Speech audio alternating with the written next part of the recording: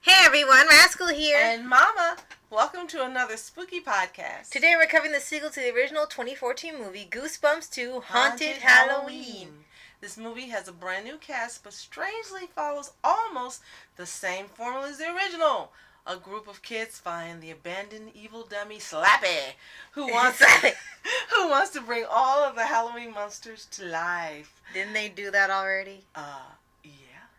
I guess the difference is it's not the Goosebumps monsters that R.L. Stein wrote. It's a bunch of the props and stuff they have on Halloween. You know, the decorations and the costumes and stuff. And the difference is Stein doesn't help to save the day. He shows up after everything's over. Right, and Jack Black really didn't have a presence in this film. They just put his name on it. And I knew they were going to do it. I knew they were going to do it. He didn't even get to do the voice of Slappy. Mm-hmm. I guess maybe it was either scheduling conflicts or they wanted to give it to the kids and let them have all the screen time. When the first one kind of focused around both Stein and the kids, mm-hmm. It was a combination. But here it was supposed to take place a long time later, mm-hmm. And for here, like, for some reason, they really wanted these kids to save the day, and now I guess they said you can't rely on R.L. Stein to solve all your problems, so they just had, well, we didn't need you anymore, you can go back home. Well, that being said, the kids did a great job. The cast did a great job. It was good. Everyone was believable. Characters were likable. Characters grew during the movie. So, right. For that being said, it succeeded. Right, and the difference here is that instead of it being all of his books open, it's one book that he never published called Haunted Halloween, which I guess finished. Right, I guess if that correlates to a real one, because even they have Ken Jeong in here playing a wacky neighbor, and he's a Goosebumps fan. He said I've never heard that one, so that must have been an unfinished book in his series, and they decided we'll turn it into a movie and actually finish it. Okay, well. It had exciting parts. It was entertaining. It's called a horror comedy, and yes, it did have some comedy parts. Mm-hmm. And of course, the special effects were believable.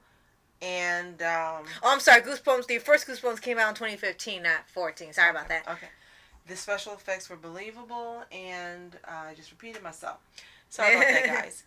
But for the most part, it was a good movie. Yeah, but it wasn't anything that stood out like the first one. The first one that's the really only issue. Stood out. They did have some different monsters. They weren't fighting the same ones twice. They kind of had the shout-outs to some of the first ones, like with the Yeti and the witches and stuff. Right. But this year they had like the jack-o'-lanterns. They had some gummy bears coming to life, which means you won't eat them. Yeah. So they had a couple different monsters in here that weren't in the first one, and they had a much bigger scale because when not the whole town didn't see that the stuff was coming to life in the first time. They thought it was just part of the decorations and stuff, and it took place mostly in one space or at the school. Where in here, the whole town was affected by it.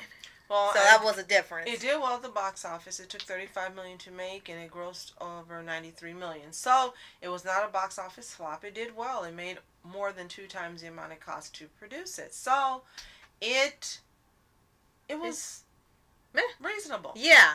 And I don't mean to sound like I'm putting it down because I'm not, but I was expecting more because something the first bigger. one was really, really good. Yeah, it was something bigger than the first one. They did do some things different. They had a new cast. Mm-hmm. They tried to do a slightly different approach, but it was almost like we said the same thing as the first one. Mm-hmm. Not insulting to it. It's just that you've done this already and it was successful. Right? Yeah, it was really successful because it was done the first time. If you do it the second movie and the third movie, it's like, okay, you're just looping the same thing. You're just going to have to just watch the first movie. You want to see that plot again. And they could have had opportunities to do some bigger stories or some maybe he didn't get to write at all and deliver them into the movie. And how can you have a movie with Jack Black is starring but no Jack Black? Right. I guess that was just billing. Like I said, he didn't even get to do the voice of Slappy this time. It was Mick Winger, who does a great impersonation of Jack Black because he did the same voice on the Kung Fu Panda series when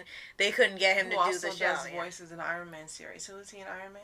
The Avengers series. He's some other character. I don't remember who. They have both Wingers on there. They're not related, but yeah, he did do some other voice. He's a well-known voice actor. So, if you've seen this movie, let us know in your comments what you thought of it. Yeah. Were you kind of let down as we were, or were you really satisfied with what transpired. Again, the cast did a great job. Yes. There's nothing it's to still say about funny. the actors and the cast. And yes, it was funny. The special effects were great. It just wasn't what we were hoping for. Right. And we really also, as I mentioned, we wanted more Jack Black, obviously. Yeah. And I mean, I kind of knew they were going to do that. When the movie didn't open up with him in the beginning, after about 10 or 20 minutes, it kind of assumed, like, this means he's not going to have a big appearance in there. Mm-hmm. My guess is they probably did it because they didn't want to do the same ending twice. Instead of having him save the day with the typewriter, because they even said, well, I have the typewriter, I can write the ending. So, no, we already did.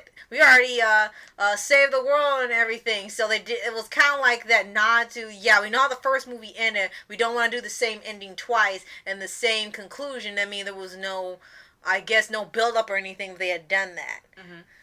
So yeah, that's pretty much it. It's not a bad movie. Just wanted something more since the first one was really, really great. Now, one fun fact is Khalil Harris is the younger brother of Curtis Harris, who stars as Miles Preston on The Haunted Hathaways. So that's a little fun fact there. Right.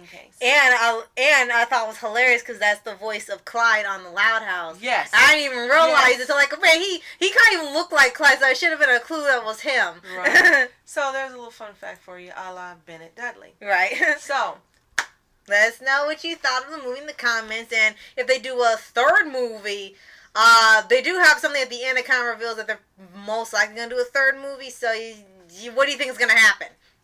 Just let us know that. So, I'm Oscar Entertainment. And I'm Mom Entertainment. Have a fantastic day. Peace. And reporters sitting flashing lights.